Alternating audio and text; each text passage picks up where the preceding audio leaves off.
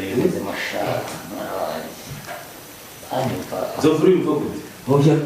Ubu jewe buretse. Ndeba guhindura ubuzima. Nzogafasha n'ibwo. Tagiye kubyina tarare. Ndeba guhindura ubuzima. Ngiye kugura imodokari. Sandora. Ndeba guhindura ubuzima. Yabaye. Dare. Mondarota. Yabaye ndani. Nganda mukasa we. Muga.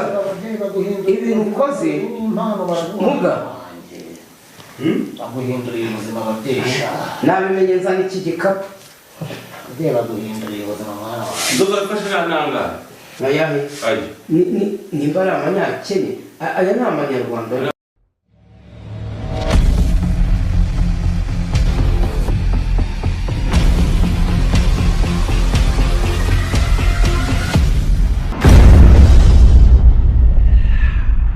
Izere ko umeze neza udukurikirana umunsi ku munsi ukoze subscribe n'ubushimira cyane utarayikora bene mwanya kugira ngo uyikore ibyo ubasha gukurikirana ibiganiro byacu bigiye bitandukanye mu bice mu gace umwami byayishuwe ntimo nkokora mu bice biba bigiye bitandukanye. Uyu munsi rero nkaba nagiye ikibungo hamwe bagendera ku gataro ndetse nkaba najyanye na Maître Nzovu yanzindukiye arambwira ati twari tumaze iminsi tubipanga ati ngewe igihe nashakiye amafaranga cyangwa igihe nahigiye bikanga ariko uyu munsi maze iminsi mvugana na Mukasa muganga Mukasa uko wagiye akora byinshi bigiye bitandukanye arambwira ati ndaguhindurira ubuzima.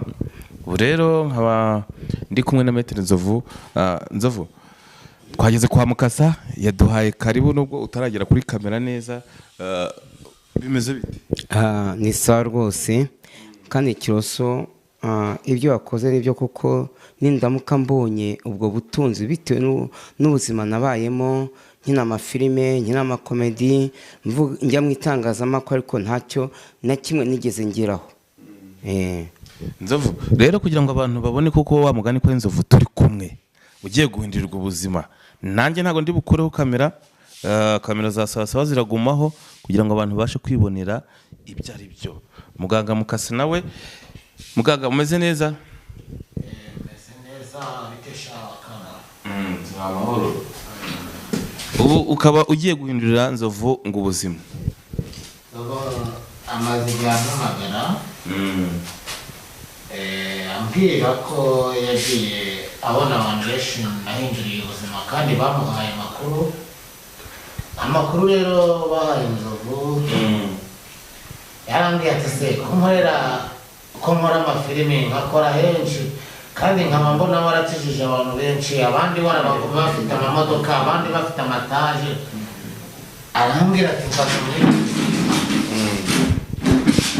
uyu mwana rero nanjye Mukasa ndi impano y'abantu. Yego.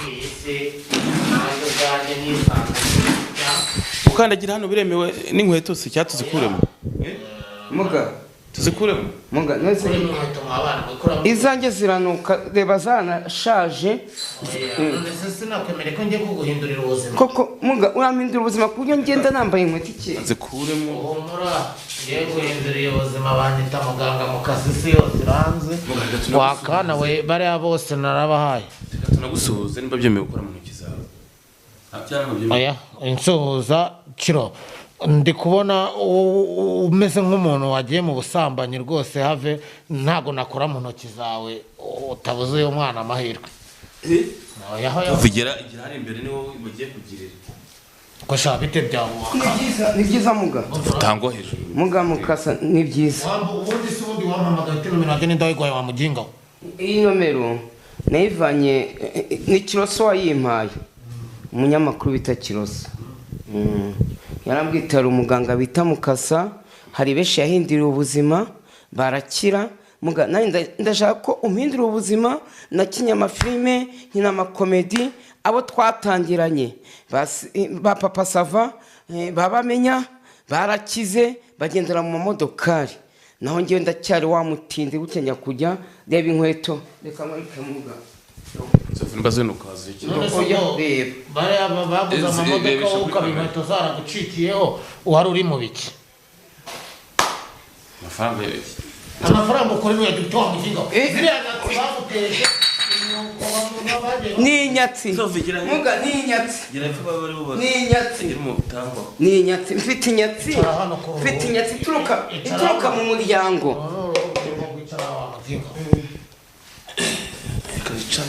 ndabona ibintu byakomeye ufite inyatsi baguteje inyatsi baguteza impamvu ese igikapu uzanye n'iki kibundi nzovu ubundi se iki gikapu kirimo ibiki iki gikapu ubwo duheruka kuvugana umukurambere Mukasa hari ibyo yasabye n'abizanye Mukasa niwe wabigusabye niwe wabigusabye umusira mari uwo niyo uje utwaye mu bikapu niho nyine urabona igikapu fungura kuri mw'icyo gikapu ibintu byose ufite byose ufungura iki gikapu turebe ese mu na data je ni ibiki ni umu iyi no wari wamutumye